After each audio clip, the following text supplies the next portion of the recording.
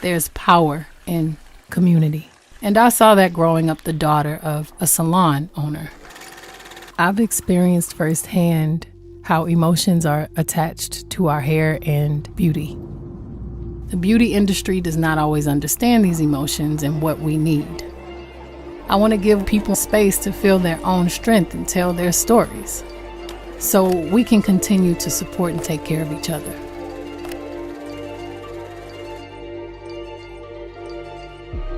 Sacred is all about sharing the knowledge, honoring traditions, and mixing it with technology and science.